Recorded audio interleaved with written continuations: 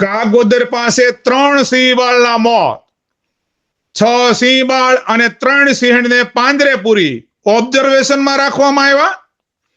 One કર્મીઓએ સેવ્યું ભેદી મૌન. રાજુલાની રંગત news ચેનલે આ અંગે વિસ્તૃત માહિતી મેળવવા ટેલિફોનિક સંપર્ક કરતા અધિકારી દ્વારા ફોન ઉપાડવામાં ન આવ્યો. સિંહોના લોહીના નમૂના લઈ લેબોરેટરીમાં મોકલવામાં આવ્યા. અમરેલી જિલ્લાના જાફરાબાદ તાલુકાના કાગોદરની સીમમાં વન તંત્રની ટીમોએ નાખ્યા ધામા. રાત્રિના અંધારામાં સિંહોને પાંજરે પૂરવા કવાયત શરૂ કરાય. કોટડી ગામમાં સિંહ બાળમાં રોગના વાયરસના લક્ષણ હતા, પણ તંત્રએ આ બાબતને લક્ષ્યમાં લીધી ન હતી. સીડીવી કે બેબેસિયા નામના ભેદી વાયરસે ફરી દેખા દીધો. ગત વર્ષોમાં આ વાયરસે ગીરના અનેક સિંહોના ભોગ લીધા બાદ પણ વન તંત્ર સજાગતા ન દાખવતા હવે જાફરાબાદના કાગોદરની સીમમાં ભેદી રોગચાળામાં 3 સિંહબાળના મોત થવા પામ્યા છે. ઓચિંતા ભર નિંદ્રામાંથી જાગેલા તંત્રએ આ વિસ્તારના 6 સિંહબાળ અને 3 સિંહણને અલગ અલગ રીતે પાંજરે પૂરી તેની તપાસ શરૂ કરી છે. જૂનાગઢ સહિતના આજુબાજુના વિસ્તારોમાંથી વન અધિકારીઓને પણ અહીં સુધી દોડાવવામાં આવ્યા છે.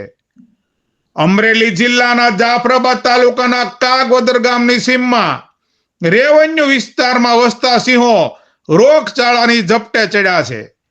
આ ભેદી રોગ સિંહબાળમાં જોવા મળી રહ્યો હોય તેમ 2 દિવસ પહેલા બીમાર પડેલા 2 સિંહબાળનું મોત થવા પામ્યું હતું.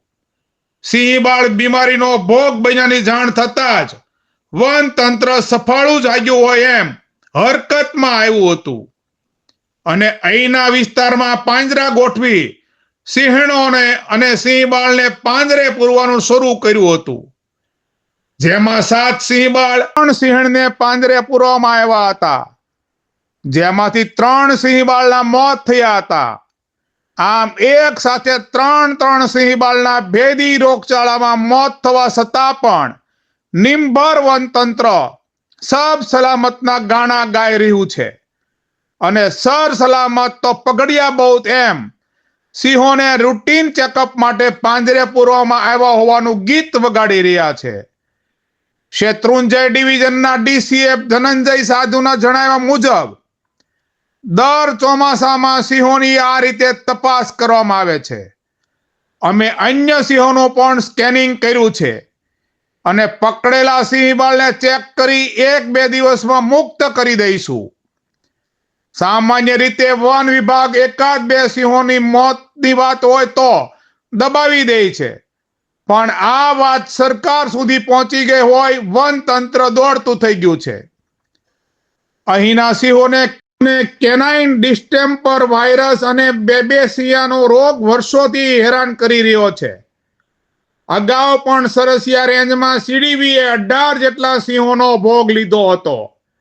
બેબેસિયાના રોગશાળાએ ગયા વર્ષે લીલિયા રેન્જમાં પણ 1 સાવજનો ભોગ લીધો હતો, જેથી કાગોદરથી બારપટોળી તરફ જતા સીમમાં વધુ સિંહોને પકડવા મોડી રાતે પણ અહીં પાંજરા ગોઠવવામાં આવ્યા હતા.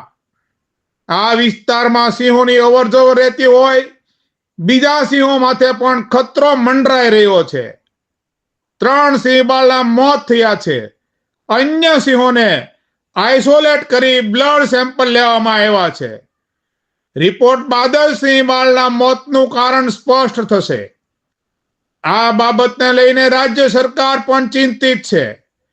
શેત્રુંજી અને જૂનાગઢના સીસીએફ સ્ટાફ પણ ઘટના સ્થળે છે.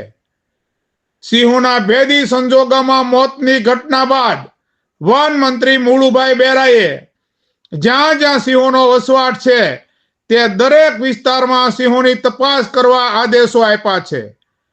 બીમાર સિંહબાળ ચાલતા ચાલતા પડી જાય છે.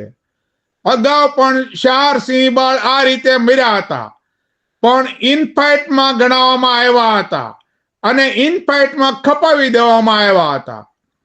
થોડા દિવસે પહેલા રાજુલા તાલુકાના કોટડી ગામની સીમમાં સિંહ બાળ બીમાર નજરે પડ્યા હતા. સ્થાનિક લોકોએ એવું કહેતા હતા કે આ સિંહ બાળ ચાલતા ચાલતા પડી જાય છે અને અશક્ત છે. જો કે વન તંત્રએ આ બાબતે કોઈ ધ્યાન આપ્યું ન હતું અને અહીં એક સિંહ બાળનું મોત થતા વન વિભાગે તેને ઇનફાઇટમાં મોત ગણાવી મામલો રફે દફે કરી દીધો હતો. આવી જ રીતે બેરાયવીડીમાં સોણીલા વિસ્તારમાંથી પાઠડા સિંહનો મૃતદેહ મળ્યો હતો. તેમાં પણ આવા જ લક્ષણો હતા. જાફરાબાદ વિસ્તારમાંથી 4 પાઠડા સિંહોને 20 દિવસ પહેલા પાંજરે પૂરવામાં આવ્યા હતા, જે પણ બીમાર જણાયા હતા. આમ એકલા રાજુલા જાફરાબાદ પંથકમાં જ આ રીતે પાછલા દિવસોમાં 4 સિંહ બાળના મોત થયા છે, જે બીમાર હતા પણ ઇનફાઇટમાં ખપાવી દેવામાં આવ્યા છે. પકડાયેલા સિંહોને બાબરકોટ એનિમલ કેર સેન્ટરમાં રખાયા હોય. અહીં બહારની કોઈ વ્યક્તિને પ્રવેશવા દેવાય ન હતી. એટલું જ નહીં, આ બાબતની કોઈને જાણ ન થાય તે માટે અહીંના સફાઈ કર્મચારીને પણ બીજી કામગીરીમાં મૂકી દેવામાં આવ્યા હતા. વન તંત્રમાં કામચોરી મોટું દૂષણ હોય એમ વાસ્તવિકતામાં પણ સમગ્ર વન તંત્ર માત્ર ટ્રેકરના ભરોસે કામ કરે છે. તમામ કામ માટે ટ્રેકરને દોડાવાય છે. તો જલસા કરી રહ્યા છે. અન્ય સ્ટાફ પણ ટ્રેકર પાસે જ કામ કરાવી તેનું શોષણ કરે છે, જેથી અધિકારીઓને વાસ્તવિક પરિસ્થિતિનો ખ્યાલ રહેતો નથી.